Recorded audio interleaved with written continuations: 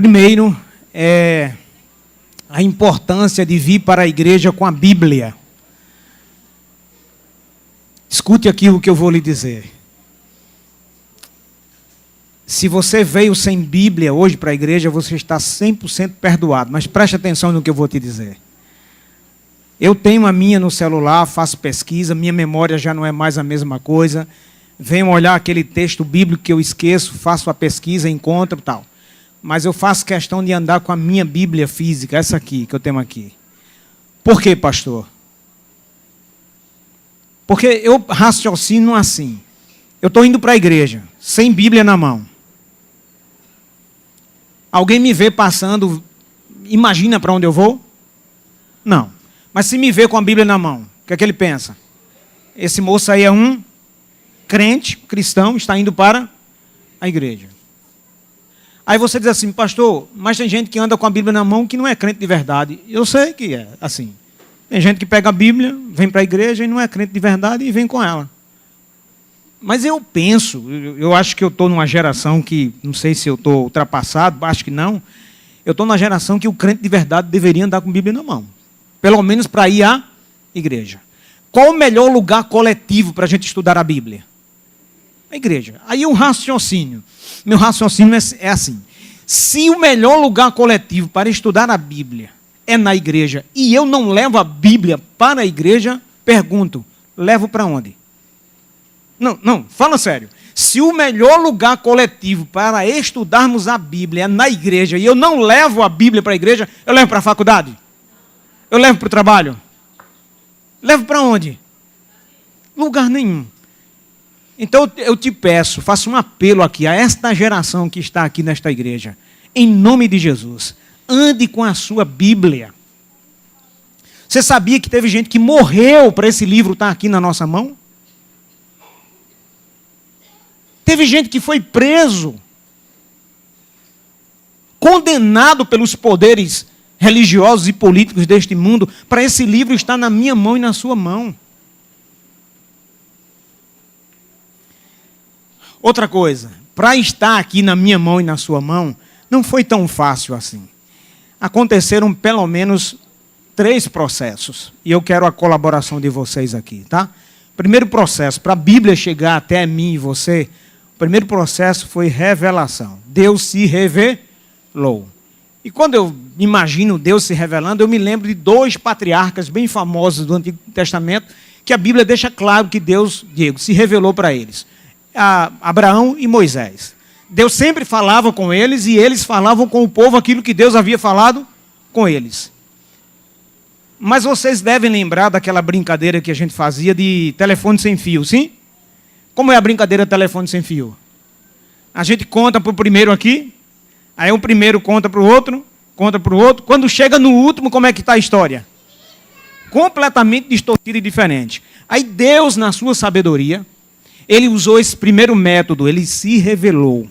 Ele revelou a vontade dele para os seus servos, os profetas. E os profetas, transmitiam a revelação de Deus. Aí Deus veio com outro processo para garantir a transmissão. Ele agora, além de se revelar para o ser humano, ele inspirou os seus servos, os profetas, a escrever aquilo que foi revelado. Então, o que eu tenho na mão aqui é o que Deus revelou e que Deus inspirou. Bom rever você aqui. O que você tem na mão é revelação e inspiração de Deus. Outro dia uma jovem me ligou dizendo assim, pastor, eu tenho orado pedindo a Deus que fale comigo, e Deus não fala comigo. Eu disse, você está lendo a sua Bíblia? Ela fez, de vez em quando eu leio. Eu disse que não estou entendendo o que é que você quer. Que se você quer ouvir Deus falando, leia a Bíblia. Porque esse negócio de ficar querendo que Deus fale, isso é estratégia do ser humano. Na maioria das vezes a gente quer ouvir o que a gente quer, gente. Essa é a verdade. Quero que Deus me revele. Você está esperando é que Deus revele a sua vontade. E como não é a sua vontade, você fica dizendo que Deus não revelou para você. Vai ler a Bíblia que a vontade de Deus já está revelada lá.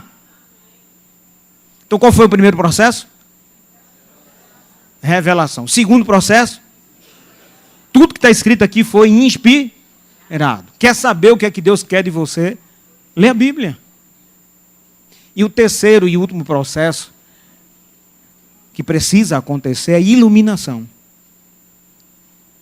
Para você entender o que foi revelado e inspirado, você precisa ser iluminado. Às vezes você vai ler e você não entende o que você está lendo. Mas de repente você ora a Deus e pede iluminação. Quando você vai ler de novo, você começa a perceber coisas que você não tinha percebido. Ou numa hora que alguém abre para você e começa a te explicar, aí vem a iluminação e você passa a ver coisas que você já tinha lido, mas você não tinha percebido. Então hoje eu espero que Deus ilumine a minha mente e a sua mente. Tudo bem? Então se você está com a sua Bíblia aí, por gentileza, abra a sua Bíblia. Na Colossenses, livro de Colossenses. Livro de Colossenses. Tem um microfone aqui, Adeuto, me ajude aqui. Eu queria que alguém, por gentileza, da nave aí, lesse capítulo 4 do livro de Colossenses, versos 7, 8 e 9. Alguém que se dispusesse a ler. Colossenses 4, 7, verso 7, verso 8 e verso 9. Você que está conectado aí também, pegue aí a sua Bíblia.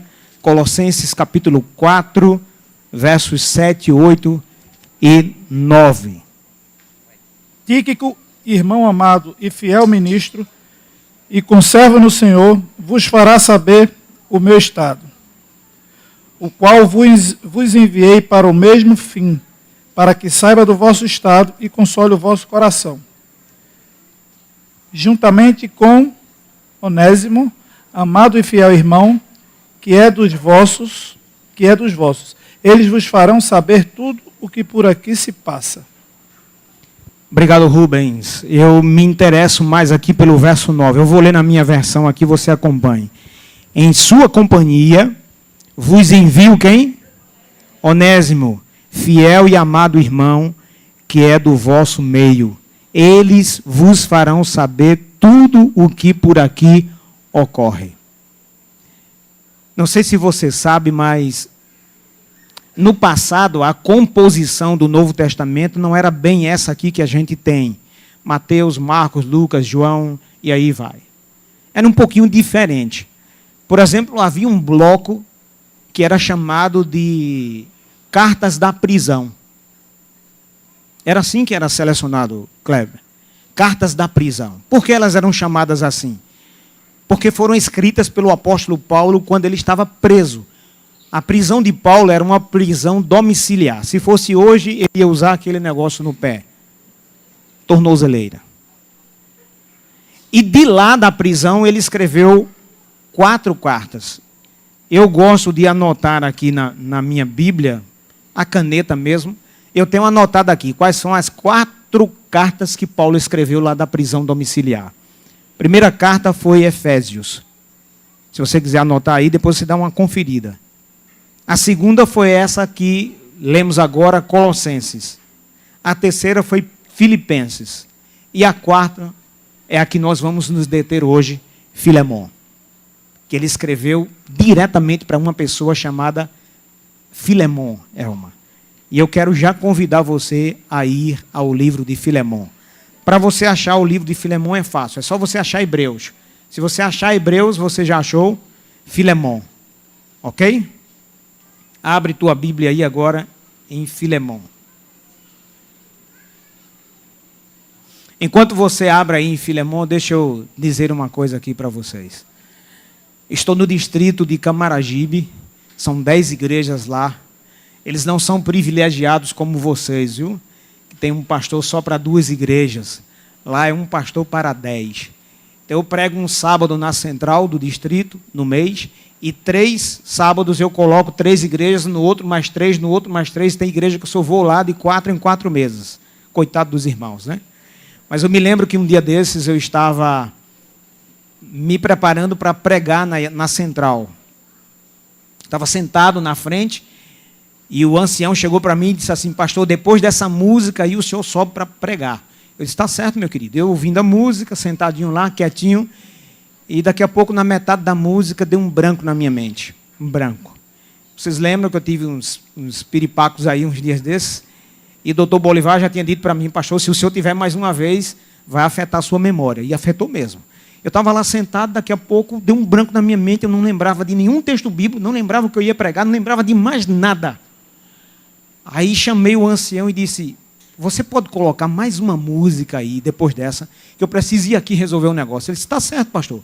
Aí eu saí da igreja, atravessei a rua, fui onde estava o meu carro, entrei no carro, tranquei o carro, liguei o ar-condicionado, fiquei dentro chorando.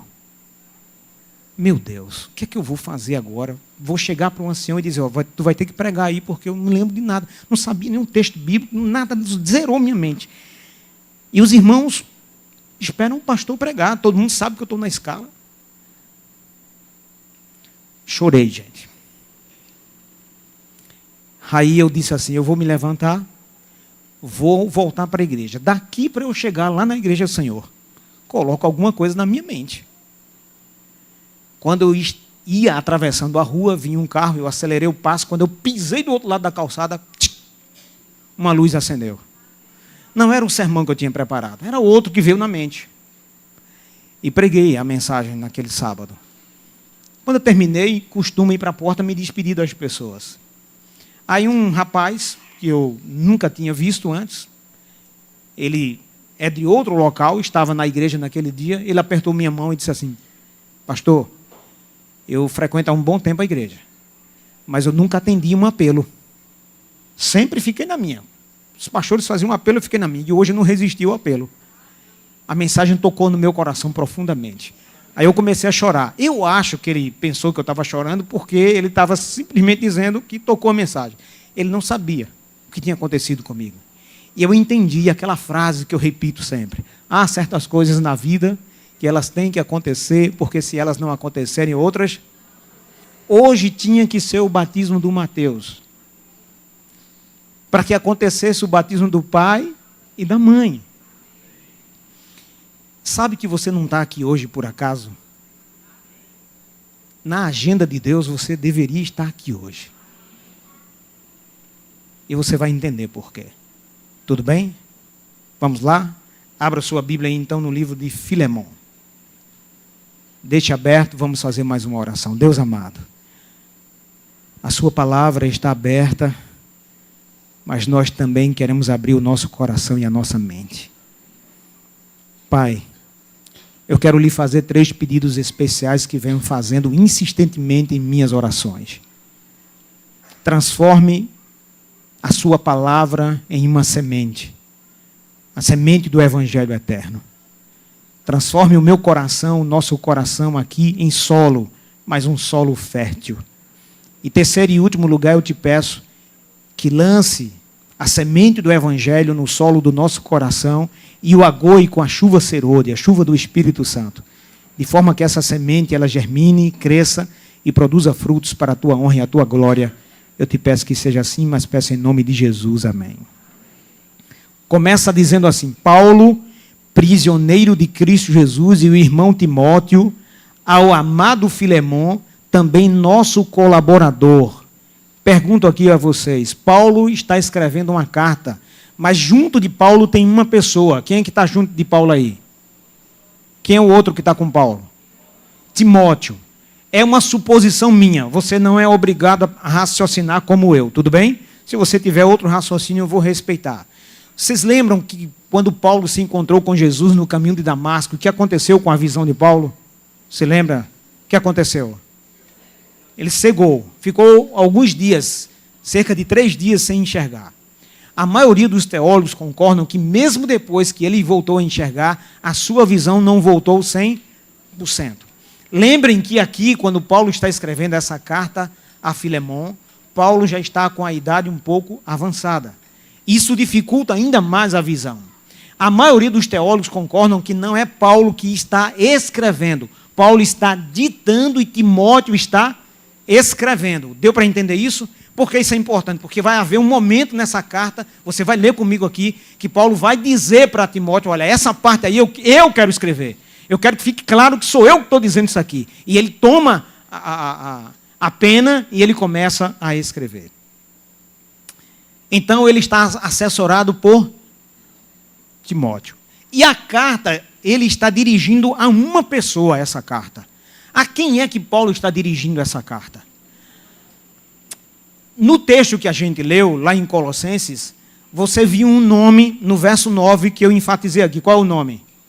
Quem que está sintonizado? Onésimo. Ok? Onésimo.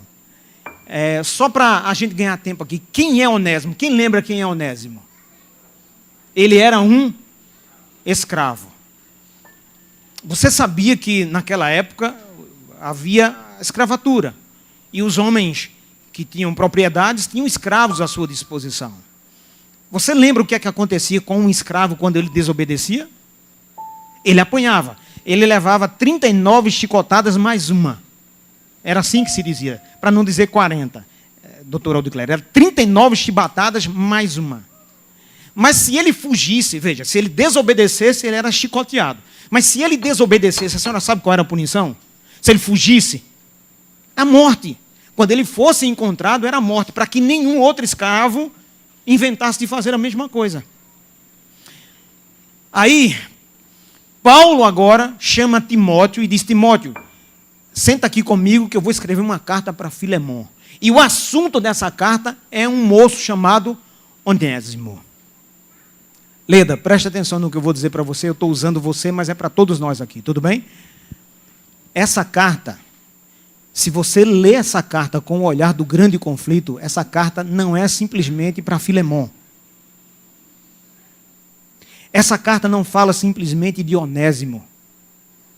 Essa carta não é apenas uma carta de Paulo. Se a gente colocar o olhar do grande conflito, Leda, essa carta é Deus falando sobre mim. Sou eu, o escravo.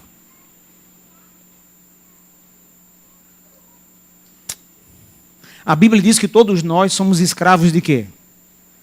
Do pecado. E qual o salário do pecado? É a morte. Dá para entender, olhar essa carta com o olhar do grande conflito?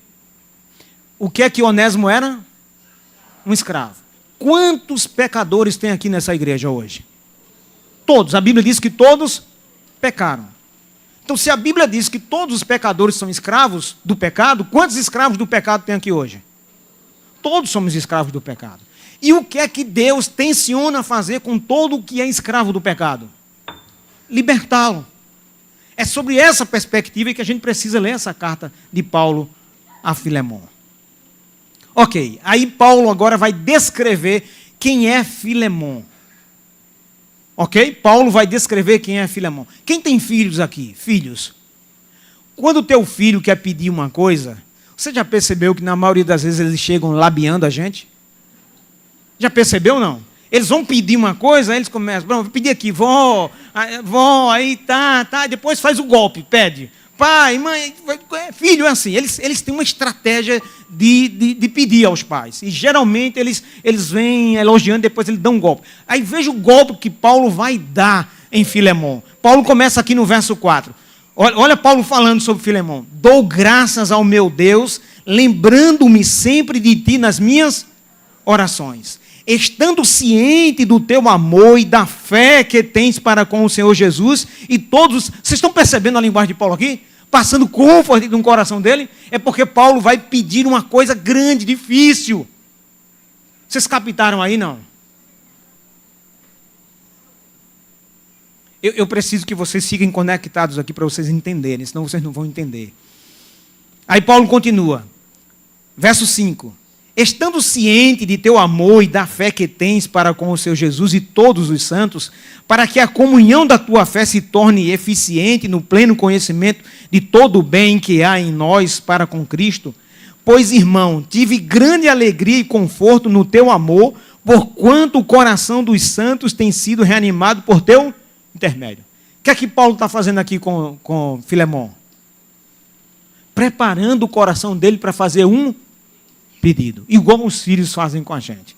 Aí no verso 8, pois bem, ainda que eu sinta plena liberdade em Cristo para te ordenar o que convém, Paulo está dizendo assim, eu tenho autoridade para te dar uma, mas eu não vou te dar uma ordem. Eu não quero que você faça o que eu vou te pedir, simplesmente por ser uma ordem. Escute aqui o que eu vou dizer aqui para você. Não deixe o som não pegar você, não. Deus poderia estar aqui hoje dando uma ordem para vocês. Porque Ele é o seu Deus. Mas ele prefere não dar ordem. Ele prefere falar o teu coração. Ele prefere que você corresponda ao que ele está te pedindo, não por ser uma ordem, mas como uma resposta ao amor dele por você. Dá para entender isso? Vamos lá. Pois bem, ainda que eu sinta plena liberdade em Cristo para te ordenar o que convém, prefiro, todavia, solicitar em nome do quê? Do amor, sendo que sou Paulo, o velho, e agora até prisioneiro de Cristo Jesus. Paulo era o quê? Prisioneiro. Deixa eu dizer aqui para vocês. Paulo foi para Roma pregar o evangelho, chegou lá e foi preso. Prisão domiciliar. Mas lá ele podia pregar o evangelho. Quando Paulo estava pregando o evangelho na rua, lá em Roma, onde ele estava, ia passando nas ruas lá, essa é a minha percepção, tudo bem? Onésimo. O que é que Onésimo estava fazendo lá em Roma? Ele havia fugido de Filemão. Era um escravo fugitivo. E quando ele viu Paulo pregando o evangelho lá da sua casa, talvez ele ia para a sacada da casa dele pregar, o povo vinha ouvir Paulo. Onésimo passou, viu Paulo pregando, e ele gostou da mensagem e começou a ir toda noite. Era um tipo de evangelismo público, e ele foi indo. Um dia Paulo fez um apelo para o batismo, e Onésimo aceitou o batismo. E se você ler toda a carta, você vai entender que a partir daquele dia, Onésimo se juntou a Paulo e servia a Paulo. Ele estava acostumado a servir e ele foi servir a Paulo voluntariamente. Mas um dia, Onésimo procurou Paulo e disse: Paulo, eu aceitei Jesus, eu fui batizado, mas tem algo do meu passado que eu não resolvi. Preste atenção aqui. Havia algo do passado de Onésimo que ele ainda não havia resolvido. Ele era um escravo fugitivo. Quantos sabiam ali que ele era um escravo fugitivo? Ninguém. Mas ouvindo Paulo pregar noite após noite, mensagem após mensagem, ler a Bíblia, explicar o Evangelho eterno, ele sentiu um incômodo no coração. Ele disse: Paulo, eu preciso conversar com você, em particular. Paulo disse: o que foi que houve, Onésimo? O que está acontecendo com você? Ele disse: tem uma coisa que eu fiz e você não sabe. Você só me conhece daqui. Mas você não sabe que eu sou um escravo fugitivo. Paulo olhou para ele e disse: você é um escravo fugitivo? Sou. Onésimo, você sabe qual é o salário de todo escravo fugitivo? Sei. Qual é o salário de todo escravo fugitivo? A morte. Mas eu não posso continuar fugindo. Eu vou voltar lá para Filemão. Eu vou dizer para ele que eu vim me entregar e eu sei que eu vou morrer. Aí Paulo pega a pena, pega o seu pergaminho, chama Timóteo e diz: vamos resolver esse problema de Onésimo. Eu vou mandar uma carta para Filemão. E quem vai levar essa carta é você. Lá em Colossenses você leu que quem voltou para Colossenses, entre os que voltaram e que estava no meio, era Onésimo. E o que é que Onésimo foi fazer lá em Colosso? Levar a carta que Paulo escreveu para Filemão. Não está aqui. Eu que gosto de ler a Bíblia e imaginar. Estou imaginando todo mundo lá em Colosso, trabalhando para Filemão, os escravos trabalhando, os seus servos lá, e de repente aparece um moço sentado num cavalo e todo mundo para, a respiração prende todo mundo olha e diz assim: quem é que vem ali? É quem eu estou pensando? E alguém diz assim: é Onésimo. Ele é louco, ele vai morrer. Porque o salário de um escravo fugitivo é a morte. E ele vem trazendo na mão um pergaminho, que é essa carta de Paulo a Filemão. E de repente chamam Filemão. E Filemão vem. A perspectiva, Juninho, de um senhor de engenho ver o seu escravo fugitivo era dar ordem para degolá-lo. Mas antes que a ordem fosse dada, ele estende o pergaminho e diz: Paulo mandou para você. Se você ler toda a carta, você vai entender que Paulo foi quem pregou o evangelho para Filemão, fez um pequeno grupo na casa dele e dava estudo bíblico lá para Filemão. Foi Paulo quem converteu Filemão. E aí ele entrega, Onésimo entrega para Filemão a carta que Paulo, e Filemão agora começa a ler a carta. Aí vem essa parte, Paulo elogiando ele, dizendo, olha, eu sei que você é um homem bom de Deus, você tem uma fé diferenciada e tal. Aí aquilo já vai tocando o coração dele. Aí eu quero ler a carta com você. Vamos lá. Vamos ler. Nós paramos no verso 10. Sim, solicito-te em favor de meu filho, olha como ele chama Onésimo. Meu filho Onésimo, que gerei entre... Por que ele gerou entre a algema? Faz sentido o que eu disse para vocês? Pregando e Onésimo se converteu. Verso 11. Ele antes te foi inútil, atualmente, porém, é útil a ti e a mim. Eu te envio de volta em pessoa, quero dizer, o meu próprio coração. Eu queria conservá-lo comigo mesmo para em teu lugar me servir nas algemas que carrego por causa do Evangelho. Nada, porém, quis fazer sem o teu consentimento, para que a tua bondade não venha a ser como que por obrigação, mas de livre. Deus não quer que ninguém faça nada obrigado. Ele quer que você faça de livre vontade. Pois acredito que ele veio a ser afastado de ti temporariamente, a fim de que o recebas de que forma? Preste atenção. Paulo queria que Filemão recebesse Onésimo para sempre. Se, portanto, me consideras companheiro, recebe-o como se fosse a quem? A mim mesmo. E se algum dano te fez, ou se te deve alguma coisa, lança tudo aonde? Na minha conta. Você consegue imaginar que esse diálogo é o diálogo que Jesus mantém com o Pai sobre mim, sobre você? Dá para entender isso? Se você entender isso, eu vou ficar satisfeito só de ter vindo aqui hoje. Nesse exato momento, eu e você, por sermos pecadores, escravos do pecado, sabe qual é o salário que a gente merecia? A morte. Mas sabe o que é que Jesus está fazendo agora, por mim e por você, no santuário celestial?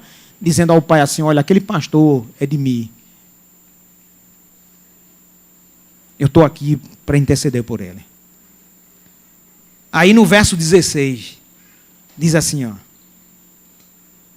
E se algum dano te fez, ou se te deve alguma coisa, lança tudo aonde?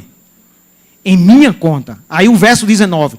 Eu, Paulo, de próprio punho o escrevo. O que é que Paulo escreve? Essa é a minha ideia. Timóteo vinha escrevendo, aí agora Paulo diz, me dá uma pena aí. Quem vai escrever isso aqui sou eu. Eu, Paulo, de próprio punho escrevo. Eu pagarei. Alguém lembra onde esse eu pagarei aparece na Bíblia, em outro lugar? Eu vou lembrar para você. Na cruz do Calvário. Quando Jesus estava lá no Calvário, ele disse, está consumado. Está consumado é tetelestai. E tetelestai significa está pago. Quando Jesus estava na cruz do Calvário, ele disse para o Pai, está pago. O que é que ele pagou lá na cruz do Calvário? A minha dívida, a sua dívida. O que nós merecíamos quando nós pecássemos era a morte. Era para a gente pecar e morrer imediatamente. Mas lá no Éden, um cordeiro já foi sacrificado, apontando para o plano da redenção. E Adão e Eva não morreram ali instantaneamente, porque já tinha sido providenciado desde a eternidade o Cordeiro de Deus que tira o pecado do mundo.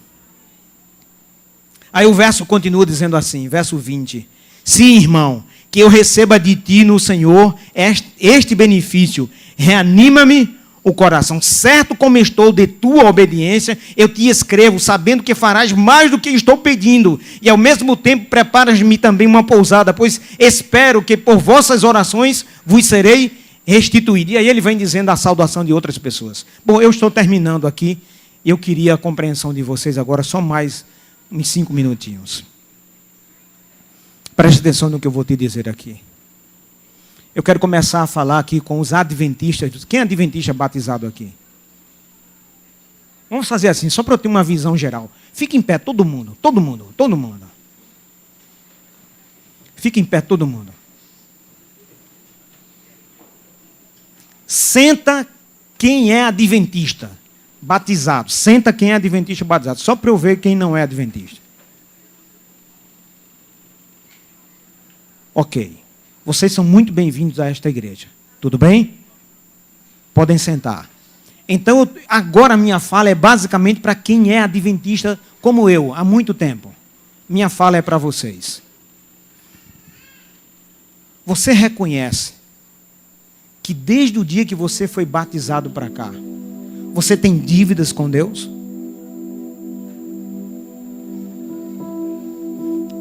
A Bíblia diz que nós pecamos de várias formas. Nós pecamos por palavras, nós pecamos por pensamentos, nós pecamos por atitude, ou nós pecamos por negligência de atitude. E desde o dia que você foi batizado para cá, você tem dívidas com Deus, que precisam ser resolvidas. Porque se elas não forem resolvidas, você não vai poder herdar as mansões celestiais. Quando Deus permitiu que Paulo escrevesse essa carta a Filemon, ele estava falando de mim e de você. Não importa a dívida que você tem, se você buscar em Cristo o perdão dos seus pecados, a sua dívida será paga pelo Cordeiro de Deus. Estava pregando esses dias em uma igreja e tinha uma mocinha sentada lá atrás. Como ela estava no último banco, ninguém via, mas eu daqui da frente eu via as lágrimas caindo. Ela baixava a cabeça e chorava. Quando eu fui me despedir do povo, ela não levantou, continuou sentada no banco. Um diácono veio e disse: pastor, o senhor está vendo aquela moça? Eu disse: está chorando desde que chegou aqui. Eu pedi a ele que ficasse aguardando um pouco, não fechasse a igreja. Eu voltei, me sentei perto dela. E eu lembro que eu fiquei 23 minutos esperando ela terminar de chorar. 23 minutos chorando sem parar. Depois ela respirou um pouco, olhou para mim e disse: pastor, está difícil. Eu disse: você quer falar alguma coisa? Você quer colocar para fora? Ela disse: eu preciso, pastor. Tem algo aqui dentro de mim que está me matando. Eu preciso colocar para fora. Eu sou uma desgraçada, pastor. Eu sou uma miserável, sou uma pecadora. Eu não sou quem eu pareço ser. Isso que eu sou aqui é só uma maquiagem. E ela chorava, chorava. Eu disse assim: eu não sou padre, aquela ideia de confessionário. Mas você sente necessidade de colocar para fora? Ela disse: sinto. Eu preciso. Ela confessou o pecado dela. Eu abri a Bíblia, li um texto bíblico dizendo: se você confessa e você abandona, você pede perdão, o que é que Deus faz? Perdoa. Li o texto. Ela chorou mais uma vez, baixou a cabeça, respirou, olhou para mim e disse assim: eu aceito o perdão de Jesus. Na hora o semblante dela mudou. Quando eu venho para a igreja pregar, graças a Deus eu não tenho essa habilidade de olhar para você e enxergar o que está por trás dos bastidores da tua vida. Eu não tenho esse poder. E graças a Deus eu não tenho. E não gostaria de tê-lo. Mas eu conheço alguém que tem. Ele sabe como você chegou nessa igreja aqui hoje. Ele sabe as suas lutas pessoais, íntimas. Ele sabe o que você enfrenta nos bastidores. Aqui você pode chegar para mim, desejar feliz sábado, sorrir para mim, mas lá atrás você não está nada bem, não tem feliz sábado, não tem nada feliz na sua vida.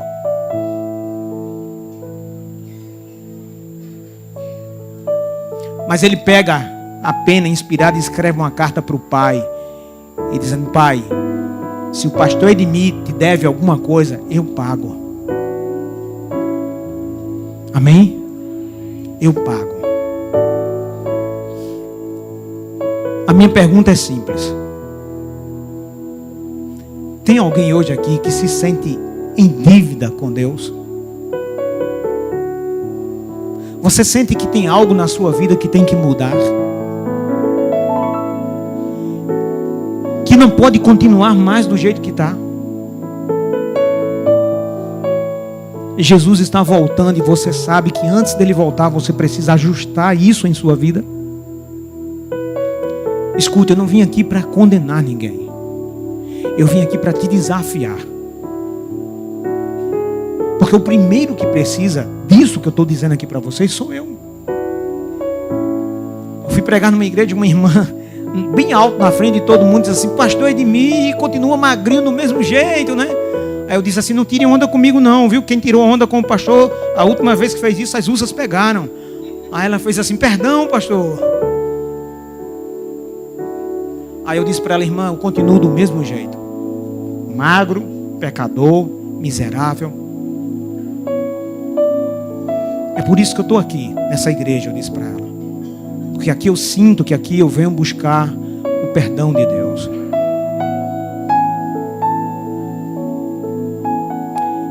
Então não quero constranger ninguém aqui. Mas eu vou perguntar. Tem alguém que está aqui, nesse templo aqui, e se sente um onésimo? Um onésimo. Você tem ajustes para fazer na sua vida. Sejam eles pequenos ou grandes, você tem ajustes. Você não tem guardado o sábado como você sabe que você deveria estar guardando. Você ainda não está tratando o seu corpo como o templo do Espírito Santo, apesar de toda a luz que essa igreja recebeu. Você não tem sido para os seus colegas, seus amigos da faculdade, de trabalho. Você não tem sido a luz que Deus espera que você fosse. Você vive meio que nos bastidores da vida cristã. Você não é aquele crente que Deus gostaria que você fosse. Você sente que falta alguma coisa. Tem algo incompleto aí nesse teu ser.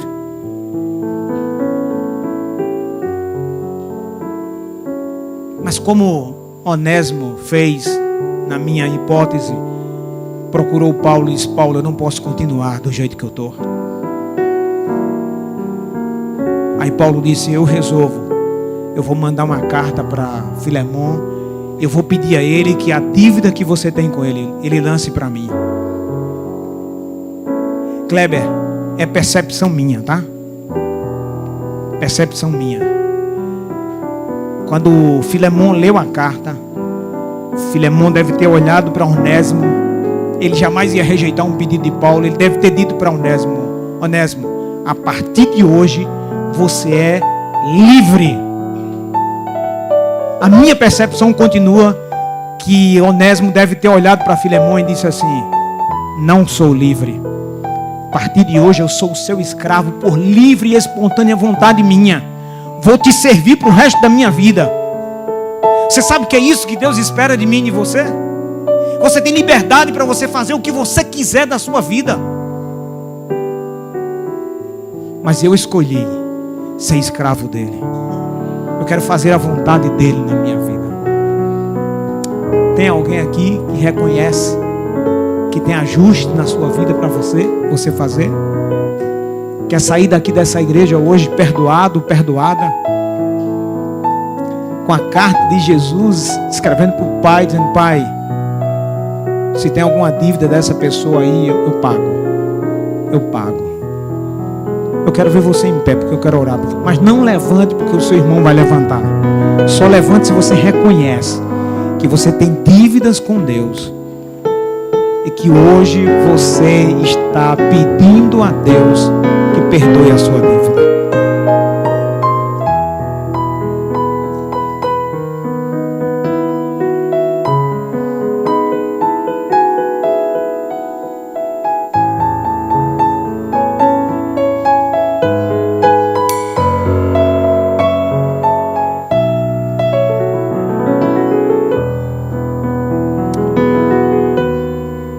Vamos orar.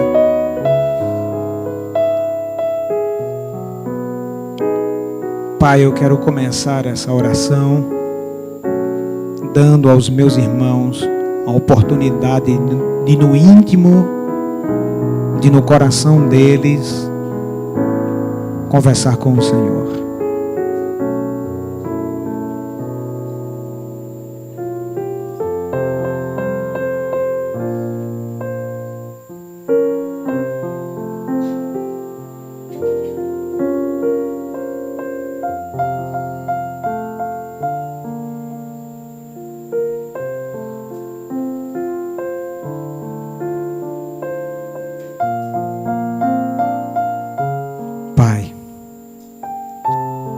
Nós estamos aqui neste sábado de manhã porque acreditamos no plano da redenção.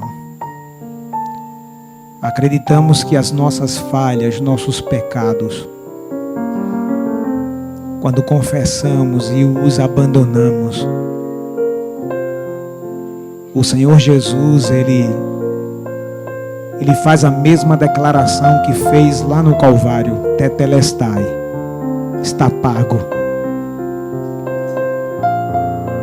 Nessa manhã de sábado, nós nos levantamos para declarar que somos pecadores, devedores, indignos, mas ao mesmo tempo somos gratos, porque aquilo que Paulo fez é o que Deus faz por nós, é o que Jesus faz, é que o Espírito Santo faz em nós. A nossa dívida está paga, nosso pecado está perdoado. Nos capacita, Senhor, a viver de acordo com a sua vontade. O mundo está chegando ao fim. Nós não temos muito tempo. As coisas estão acontecendo numa velocidade incrível. Aquele que há de vir virá e não tardará. Se há alguém aqui nesta igreja que levantou e está confessando um pecado que precisa abandonar, uma decisão que já deveria ter tomado há muito tempo, e se levantou e pediu perdão ao Senhor, pediu a oportunidade de um novo recomeço, eu peço a Deus Pai, em nome de Jesus, que perdoe esta pessoa.